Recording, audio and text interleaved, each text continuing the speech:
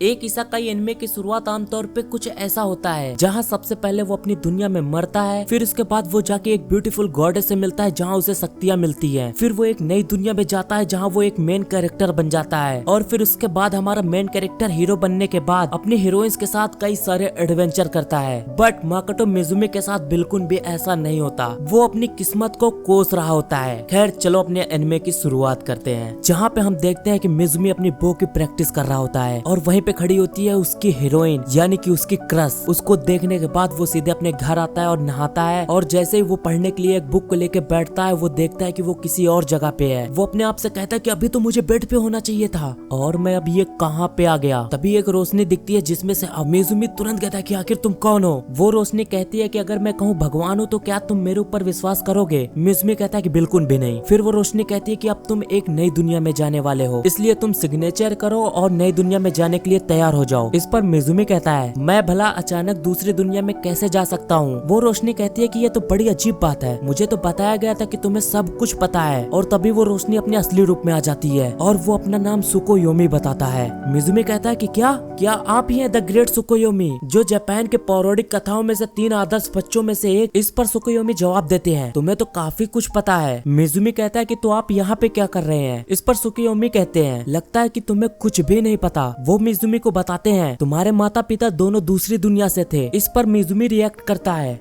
क्या, इसीलिए मैं आज तक कभी किसी अपने रिश्तेदार से नहीं मिला क्योंकि वो दूसरी दुनिया में है। सुकोयोमी जवाब देता है कि हाँ, तुम्हारे माता पिता ने गॉडेस से एक कॉन्ट्रैक्ट साइन किया था और उसी कॉन्ट्रैक्ट से तुम्हारे माता पिता जापान चले आए, लेकिन उन लोगों ने इसके बदले अपनी सबसे कीमती चीज देने का वादा किया था। मिजुमी तुरंत समझ जाता है कि अगर मैं नहीं गया तो मेरी बहनों में से किसी एक को ले जाया जाएगा। मिजुमी कहता है कि मैं चलने के लिए तैयार हूँ, लेकिन इस पर सुकोयोमी रोक देते हैं और कहते हैं हम तुम्हारी अश्लील किताबों को ठिकाने लगा देंगे। इस पर मिजुमी कहता है कि आप तो पुरुष नहीं महापुरुष निकले। मिजुमी एक लेटर लिखता है और वो सुकोयोमी को दे देता है। उसके बाद सुकोयोमी कहते हैं कि तुम्हें अब इस दुनिया को छोड़ना होगा, लेकिन नई दुनिया में प्रवेश करने से पहले मैं तुम्हें अपनी कुछ शक्तियाँ देता हूँ। और तभी मिजुमी गायब होने लगता है। इस पर सुकोयोमी कहता है देवी क्या आप बिना मिले ही इसे बुलाने वाली हैं। सुकोयोमी मिजुमी को बताता है कि उस देवी से मिलना थोड़ा सा दिक्कत भरा हो सकता है, इसलिए तुम थोड़ा सा आराम से बात करना। मिजुमी सुकोयोमी को थैंक यू बोलते ही वो देवी के पास आ जाता है, जहाँ वो एक खतरनाक रोशनी का सामना करता है। तभी देवी जवाब देती है कि अच्छा तुम आ भी गए, लगता है बूढ़ा सुकोयोमी कमजोर हो चुका है। फिर वो देवी अपने वर्ल्ड के बारे में बताती है। वो कहती है डीमंस और आत्माओं ने हमारे दुनिया पे कब्जा कर लिया है और मुझे लगा कि तुम्हें अब बुलाना चाहिए। फिर वो मिजुमी का फेस देखती है और हंसने लगती है और उसका मजाक उड़ाती है कि क्या तुम उन्हीं के बेटे हो, तुम्हारी शक्ल तो अपने माता पिता से बिल्कुल भी नहीं मिलती, आखिर तुम किसके बेटे हो। खैर तुम यहाँ से जल्दी जाने का क्या लोगे, मुझे तुम्हारे फेस को देख के उल्टी आ रही है। मिजुमी इस पर जवाब देता है कि आखिर तुमने ही तो मुझे बुलाया था। वो गॉडेस उसे एक बार फिर रोक देती है और कहती है तुम्हारी कितनी बेसुरी आवाज है, वैसे मैंने जो पहले हीरो भेजे हैं वो तुमसे बेहतर ही रहेंगे, और हाँ मैं तुम्हें इंसानों से दूर 7 समुंदर पार भेजने वाली हूँ। खैर मुझे तुम्हें शक्ति देने का बिल्कुल भी मन नहीं है, लेकिन मैं तुम्हें तरस खा के बोलने पढ़ने और लिखने की शक्ति देती हूँ, लेकिन जो इंसानी नहीं है। और उसके बाद मिजुमी को वहीं से नीचे फेंक देती है। मिजुमी चिल्लाते हुए रास्ते में कहता है कि लगता है आज मैं बचने वाला नहीं हूँ। और तभी वहाँ पे सुकोयोमी आ जाते हैं और उसे हवा में ही रोक देते हैं और उसे बताते हैं मिजुमी तुम बिल्कुल भी परेशान मत हो, तुम इस दुनिया में कहीं से भी गिरो तुम्हें कुछ भी नहीं होगा, क्योंकि पहले जो तुम्हारी दुनिया में तुम्हारे ऊपर जो भार था अब इस दुनिया में वो आते ही बिल्कुल से हट चुका है, और अब तुम्हें पता चलेगा कि तुम इस दुनिया में कितने पावरफुल हो। और तभी सुकोयोमी का शरीर गायब होने लगता है। इसके बारे में मिजुमी पूछता है कि आपका शरीर तो गायब होता जा रहा है। इस पर सुकोयोमी जवाब देते हैं कि यहाँ पे आने में हमने बहुत सारी शक्तियाँ खर्च कर दी और इसे वापस पाने के लिए हमें कई सदियों तक सोना पड़ेगा, और हाँ मैं तुम्हें अब इस दुनिया में आजाद छोड़ता हूँ, तुम यहाँ पे कुछ भी कर सकते हो। और सुकोयोमी वहाँ से चले जाते हैं। फिर वो जाके सीधे जमीन से टकराता है और कहता है कि ठीक है मैं समझ गया कि मुझे अब क्या करना है। उसके बाद मिजुमी उस दुनिया में 3 दिनों तक बिना कुछ खाए पिए ऐसे ही चलता रहता है, लेकिन ना तो उसे कोई जानवर और ना ही कोई पक्षी दिखते हैं, और वो भूख के मारे जमीन पे गिर जाता है और अपने आप से बात करते हुए कहता है क्या मैं बिना खाए मरने वाला हूँ यहाँ पे। फिर वो उठता है और फिर एक बार चलने लगता है। फिर वो थोड़ा एक्साइटेड होके बोलता है आमतौर पे यहाँ पे आने के बाद अब तक मेरे साथ कुछ हो जाना चाहिए था, लेकिन खैर अभी तक मेरे साथ कुछ भी नहीं हुआ। खैर अब तो मैं अकेला हो चुका हूँ, अब मैं क्या करूँ। और तभी एक आवाज आती है कि कोई बचाओ मुझे। मिजुमी ये आवाज सुनते ही कहता है कि ये आवाज कहाँ से आ रही है। फिर वो अपने सेंसर्स पे ध्यान देता है और उसे पता चल जाता है। मिजुमी तुरंत वहाँ पे भाग के पहुँचता है और देख कर कहता है, अरे ये क्या, यहाँ पे तो 2 सर वाला कुत्ता और एक कपड़ा पहने हुई सुअर है। खैर कोई बात नहीं, कोई न होने से अच्छा तो यही है, मैं तुम्हें बचाऊंगा। और मिजुमी उस 2 सर वाले कुत्ते को बड़ी आसानी से एक ही किक में हरा देता है और वो अपनी स्किल को देख के वहाँ पे हैरान हो जाता है। वो सुअर वहाँ से जाने लगती है, तभी मिजुमी उसे रोक लेता है। मिजुमी उससे कहता है कि आपसे मिलकर मुझे अच्छा लगा और हाँ, मैं एक सुशील और शांत लड़का हूँ। वो सुअर उस कुत्ते को देख के कहती है, देख कर तो नहीं लगता। मिजुमी फिर कहता है, मैंने तो तुम्हारी जान बचाई है, इसलिए मैं तुम्हारी तरफ हुआ ना। वो सुअर कुछ देर तक सोचती है और कहती है,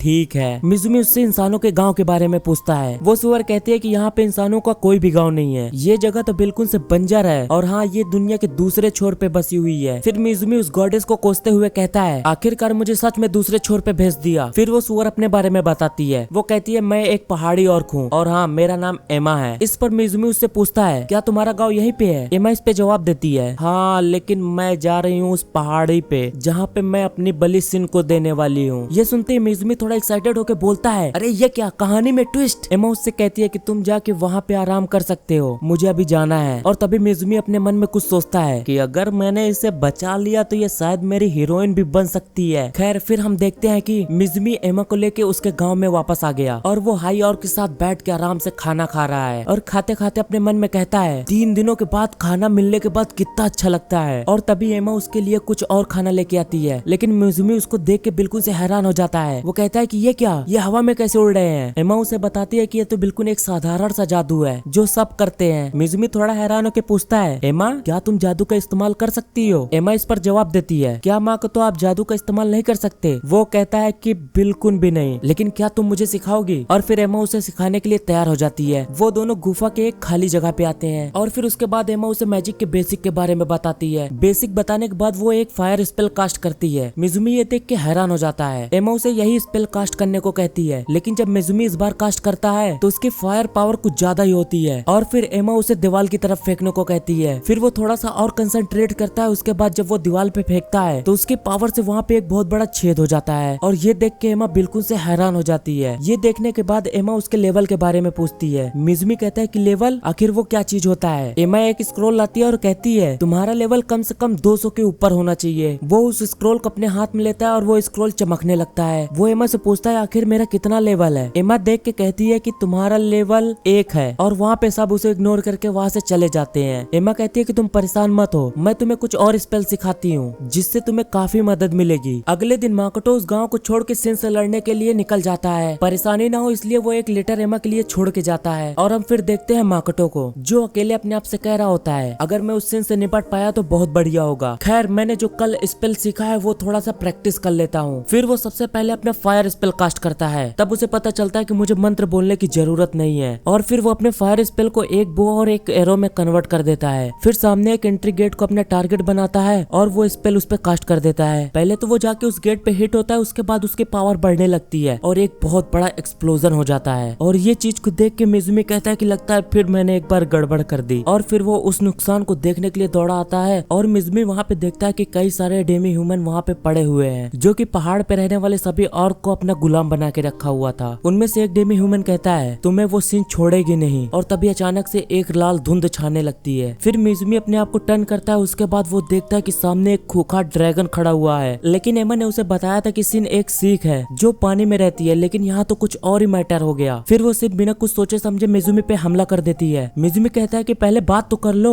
लेकिन वो ड्रैगन सिन बिल्कुल रुकने का नाम नहीं ले रही थी, बार बार माकोटो पे अटैक किए जा रही थी। और फिर माकोटो भी अपना फायर स्पेल एक के बाद एक कास्ट करने लगता है। ये देख के सिन कहता है, फायर ब्रेड, इससे तो मुझे खरोच भी नहीं आएगी। और फिर जब उस पे ये फायर स्पेल अटैक होता है तो उसकी स्किन पूरी तरीके से जलने लगती है और कहती है कि ये क्या, ये कैसे हो सकता है? और उसी बीच माकोटो अपने पंच से उस पे अटैक कर देता है। 2 पंच लगाने के बाद एक अपर कट भी देता है जिससे सिन जमीन पे गिर जाती है और फिर तुरंत ही सिन उसे एक केस में बंद कर देती है और उसके ऊपर एक मेमोरी इल्यूजन का स्पेल कास्ट कर देती है, जिस इल्यूजन में उसे दिखता है कि वो अपनी पुरानी दुनिया में एक बो प्रैक्टिस कर रहा है। और तभी वहाँ पे माकोटो की क्रश हासेगावा आ जाती है और हासेगावा बिना कुछ सोचे समझे माकोटो को प्रपोज कर देती है और इसे बाहर चलने को कहती है। लेकिन माकोटो ये सब सुन के बिल्कुल से शॉक हो जाता है और सोचते हुए अपने मन में कहता है, मैं तो इतना हैंडसम भी नहीं हूँ और ना ही मेरे में कोई ऐसी बात है जिससे लोग मुझे पसंद करें। हासेगावा उस पर चिल्लाती है और माकोटो उस सोच से बाहर आ जाता है और उससे कहता है कि ये काफी ज्यादा जल्दबाजी होगी, और ये सुन के हासेगावा रोने लगती है। फिर एक बार हासेगावा उससे कहती है, माकोटो क्या हम कोशिश भी नहीं कर सकते? आखिर कुछ तो बोलो। शिन अपने इल्यूजन मैजिक से ये सब देख रही होती है और माकोटो की यादों में उसे काफी ज्यादा इंटरेस्ट आता है और वो अपने आप से कहती है कि मुझे और जानना है। और शिन को ये भी पता चल जाता है कि ये दूसरी दुनिया का इंसान है और शिन एक बार फिर उसकी यादों को देखना चालू कर देती है, जहाँ पे हासेगावा माकोटो से कह रही होती है, जब से मैंने तुम्हें तीर चलाते हुए देखा है मेरी नजर तुम पे से हट ही नहीं रही और इसीलिए मैंने आर्चरी क्लब ज्वाइन किया है। हासेगावा माकोटो से कहती है, क्या इस वेकेशन में मेरे साथ टाइम स्पेंड करोगे? माकोटो इस पे जवाब देता है कि हाँ क्यों नहीं, बट डीप डाउन में माकोटो को पता होता है कि ये सब सच नहीं है और वो अपने आप से कहता है आखिरकार मैंने हासेगावा को रुला दिया। फिर वो अपनी डिटेक्शन स्किल को एक्टिवेट करता है और उस इल्यूजन स्पेल को कैंसिल कर देता है और धीरे धीरे माकोटो को समझ में आने लगता है कि मुझे अपनी शक्तियों का कैसे यूज करना है। फिर माकोटो अपने फायर स्पेल को कास्ट करता है और उसका बैरियर तोड़ देता है। शिन ये सब देख के कहती है कि ये क्या, ऐसे कैसे हो सकता है? खैर मैं अब इस आदमी से लड़ना नहीं चाहती और वो अपनी हार मानती है और कहती है, मैंने जो तुम्हारी यादों में देखा वो काफी ज्यादा इंटरेस्टिंग है, इसलिए क्या तुम मेरे साथ एक कॉन्ट्रैक्ट करना चाहोगे? माकोटो कहता है कि कॉन्ट्रैक्ट, आखिर ये क्या चीज होता है? शिन इसे एक्सप्लेन करते हुए कहती है, कॉन्ट्रैक्ट एक तरीके का मैजिक रिचुअल है जिसमें दो लोगों की सहमति से बनता है और दोनों के पावर्स के हिसाब से एक नई शक्ति मिलती है और ये काफी ज्यादा फायदेमंद है। माकोटो कहता है कि आसान शब्दों में बोला जाए तो शिन कहती है कि मैं आपकी साथी बन के रहूंगी और इसका पछतावा आपको बिल्कुल भी नहीं होगा और हाँ मुझे आपकी यादों में काफी ज्यादा इंटरेस्ट है। माकोटो कहता है कि आखिरकार तुमने मेरी अभी तक कितनी यादों को देख लिया और तुम्हें कौन कौन से राज पता है? शिन इस पर जवाब देती है, आखिरकार ये सौदा हम दोनों के लिए बहुत फायदेमंद है और माकोटो इस कॉन्ट्रैक्ट के लिए मान जाता है और फिर शिन कॉन्ट्रैक्ट रिचुअल चालू कर देती है जहाँ पे वो सबसे पहले 50-50 पावर्स का करती है, लेकिन माकोटो की पावर्स उस पे हावी होने लगती है। फिर 70-30 का करती है और फिर वही रिजल्ट आता है और एक बार फिर ट्राई करती है 80-20 पे और फाइनली एक कॉन्ट्रैक्ट पूरा हो जाता है। मतलब कि अब शिन माकोटो की गुलाम हो चुकी है और इसी कॉन्ट्रैक्ट की वजह से उसे एक इंसानी रूप मिल जाता है। माकोटो उसे देख के कहता है कि एक लड़की, वो भी जापानी कपड़े में। शिन कहती है कि आप मुझे समुराई भी बुला सकते हैं और यहाँ पे अपना फर्स्ट एपिसोड कंप्लीट होता है।